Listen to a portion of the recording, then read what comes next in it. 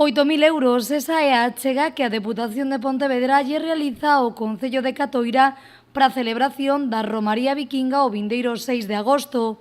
O convenio ten como obxectivo sufragar gastos derivados da organización da festa, declarada de interese turístico internacional dende o ano 2002.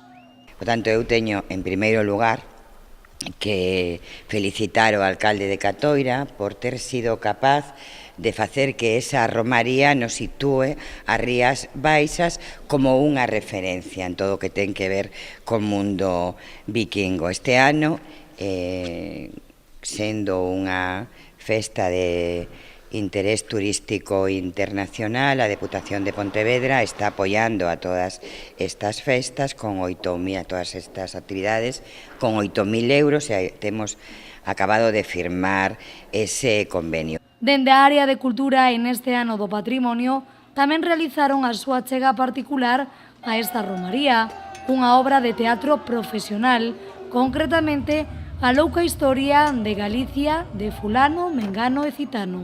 Un pouquiño para fomentar e para apoiar un propio certame de teatro que eles teñen ali, que fan coincidir tamén pois con estas datas, pois para realmente dar máis realce que se cabe a unha festa que eu creo que xa ten bastantes elementos que a fan importante, que é un evento festivo, pero sobre todo que hai que tratalo tamén, eu creo que como un evento cultural. Pola súa banda, o alcalde de Catoira agradeceu esta colaboración e aproveitou a ocasión para adiantar parte da programación. Alberto García dixo que 5 días antes da festa desenvolverase actividades culturais, entre as que destaca a mostra de teatro afeccionado ou o premio de teatro do que sae a obra que cada ano se representa en Catoira. E quero incidir no tema cultural da festa, porque moitas veces pénsase que solamente se vai ás festas a divertirse e, claro, culturalmente tamén se pode divertir e ser feliz. Polo tanto, nós temos eses 5 días antes do desembarco todas estas actividades culturales. Catoira é unha ciudad pequena, pero un pobo pequeno, pero con moita identidade, e nós tratamos de darnos a conocer en todo o mundo.